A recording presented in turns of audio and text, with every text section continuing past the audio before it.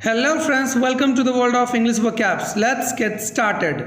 Pomp, तड़क भड़क, speculation, अनुमान, elope, शादी के लिए घर से भाग जाना, overthrow, सरकार गिरा देना, tyranny, अत्याचार, famine, अकाल, combat, लड़ना, एलिगेंट, भव्य, फ्लीटिंग, क्षणिक या पल भर का, ट्रैम्प, आवारा, अप्स एंड डाउन्स, उतार चढ़ाव, सिली, भोंदू, ग्रम्पी, चिड़चिड़ा, डेडली, खतरनाक या घातक, एडिबल, खाने लायक.